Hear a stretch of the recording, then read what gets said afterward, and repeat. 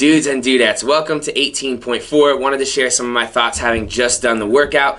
First things first, there are new standards that make the handstand push-up pretty tough. You have to measure your elbow to your knuckle and stand up against the wall and half of that distance from your head, blah, blah, blah. But because it is a little bit tighter than in years past, really make sure that you guys can get your hands close to the wall when you kick up with a handstand push-up.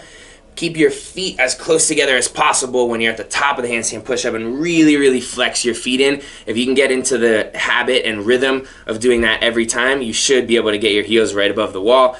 If you start to get fatigued and forget that and you start pointing your toes or your hands get further apart or off the wall, you're going to start just blurring the line and it's not worth getting a no rep.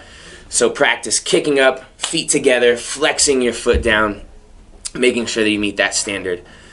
On the first part of the workout, the Diane, it kind of depends on your skill level, whether or not I think you should really go for it. My best Diane ever is a 143, so I got really excited when they announced the workout.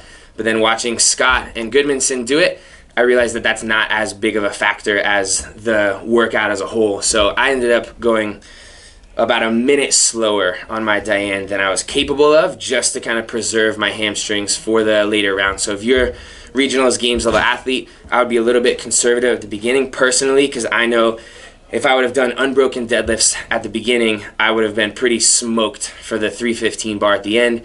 So I saved a little bit of juice there to be able to do bigger sets at 315.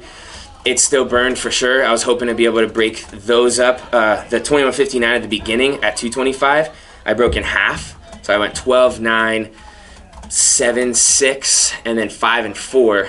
Hoping that that would allow me to go 777, 555, 333, or just kind of go for it at the end on 315. But my hamstrings were just kind of gone at that point and had to do less reps than I would have liked to toward the end. So just be prepared for your hamstrings to burn. Hold on to sets that are just below threshold. I wouldn't get to the point right away where you're having to hitch and grind out reps at the beginning. At the end, for sure, that's fine when you want to go for it, but save yourself a little bit there.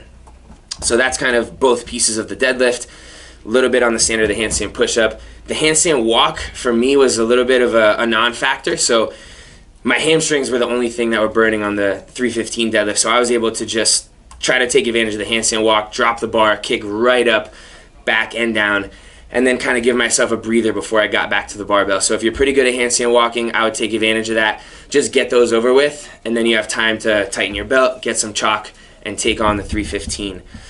If this is your first time being able to do handstand push-ups or handstand walks, just take those nice and slow, really focus on those things we talked about before.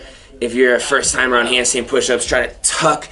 I like to think about getting my knees down to my elbows, so really tucking tight, pulling my hips off the wall at the bottom, and then think about popping my hips and punching my arms to be able to lock that handstand push-up out overhead. Just really use some momentum to get up there. That'll help keep you from burning out. If it's your first time handstand walking, I think that you'll be able to surprise yourself a little bit. My girlfriend Joanne has never done a handstand walk, but she can hold a handstand against the wall. She can do handstand push-ups. She's just never tried to walk. So don't be discouraged. That walking, I think, can be a little easier than you expect. Just let your feet kind of kick over and carry your momentum, and just let your hands follow. So it'll be pretty cool to see some people being able to walk on their hands for the first time, maybe do their whole entire first Diane. Yeah, and I think that's about it. So pace the Diane if you think you're going to make it to the end, and then just grind those out. Fast handstand walks if you got them. And if it's your first time, if you guys are doing Diane, I would say if you don't think you're going to get to the end, I would just go for it. Try to PR that and try to get that entire workout done in that 9-minute cap. That's all I got. It's going to be tough. Just a hamstring burn. Nothing else besides that. Good luck, and we'll see you back for 18.5 to wrap up the open.